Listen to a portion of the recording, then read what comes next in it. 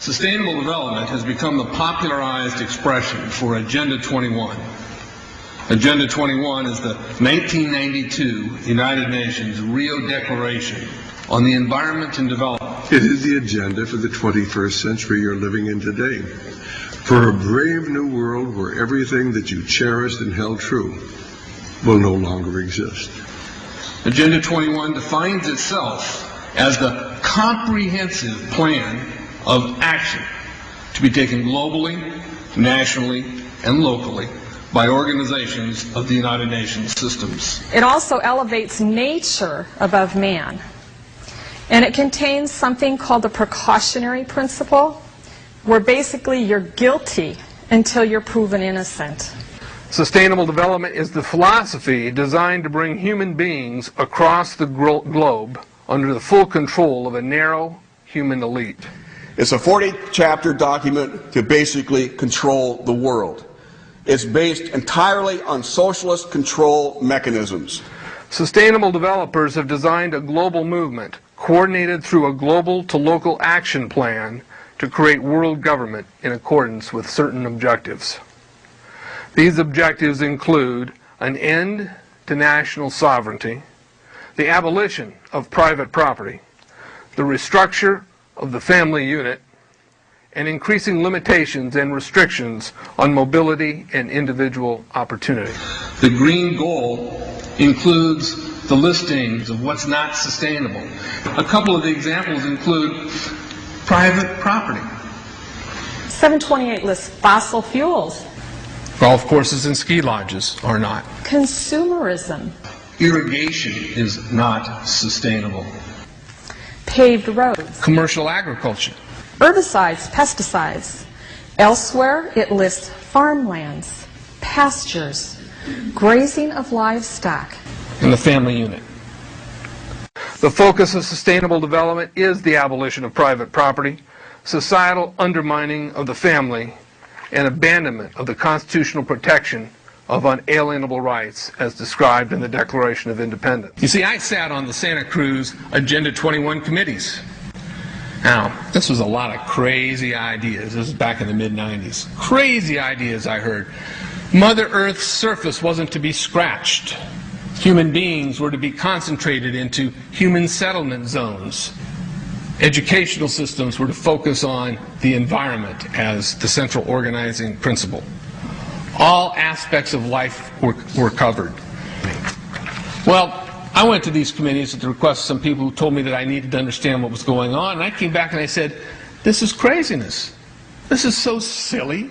It has no chance of having any effect on our society. Well, I was wrong. The United States government's support for sustainable development, Agenda 21, is very clear. In 1992, while the Rio Conference was going on, George Bush, then president, was there where he executed the Agenda 21 protocols on behalf of the United States and brought it back to Washington, D.C. Within a year, Bill Clinton, by executive order, no congressional review, established the President's Council for Sustainable Development. In Santa Cruz, we've got a 2-lane freeway system. We need 4, but what we're getting is hundreds of millions of dollars of federal money to take a dilapidated rail line that Southern Pacific wants to put in the hands of somebody else so that a commuter line can be built along the railroad track.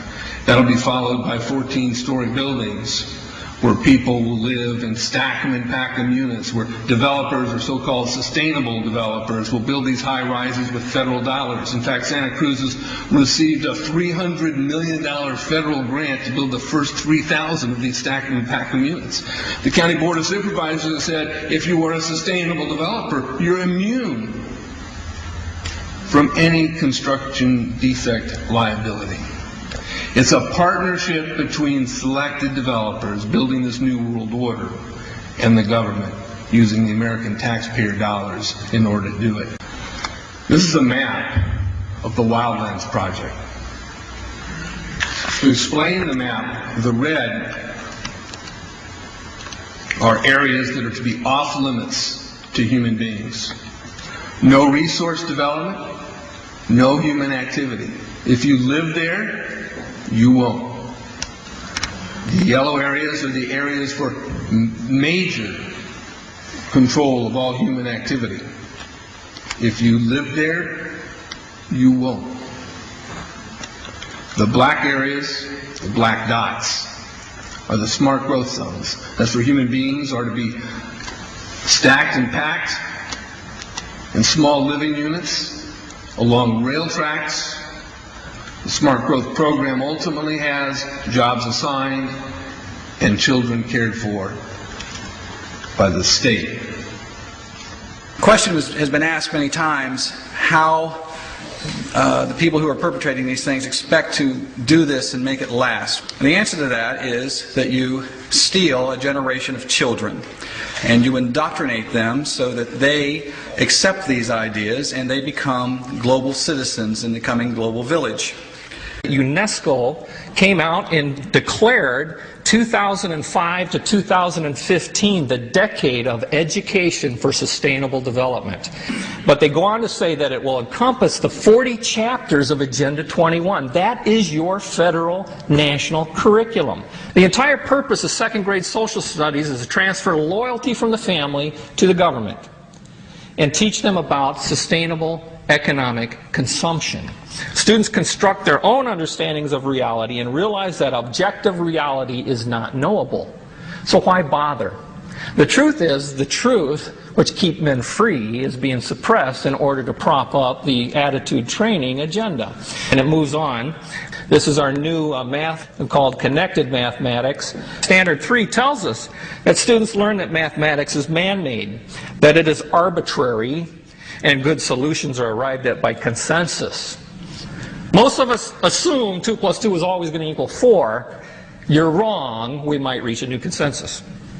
How well does it work? Well, they tell you in the teacher's guide in the back, it tells us that because the curriculum doesn't emphasize arithmetic computations done by hand, some students may not do as well on tests assessing computational skills.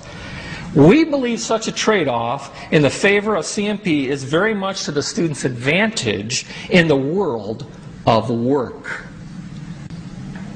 Our children are mathematically illiterate on purpose.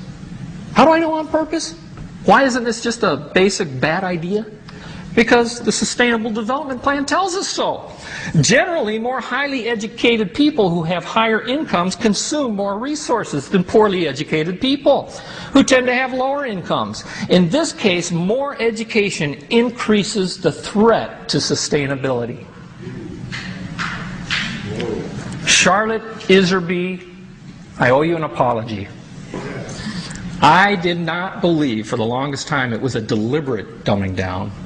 I thought the dumbing down was a natural consequence of a bad idea. Folks, it's deliberate. It's deliberate.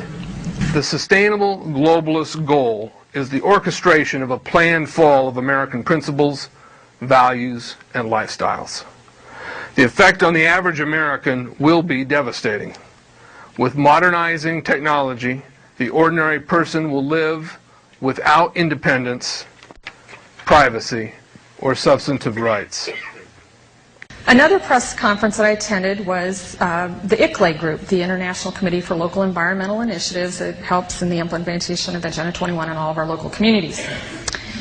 And one of the speakers was a Harvey Reuven, who happens to be the vice chair of ICLEI. And I asked him about the correlative rights that Americans derive from the United States Constitution and the Bill of Rights. And that, of course, is your individual liberties, your private property, your freedom of speech. Asked about it clashing with Agenda 21. And you know what his response was? Individual rights must take a back seat to the collective.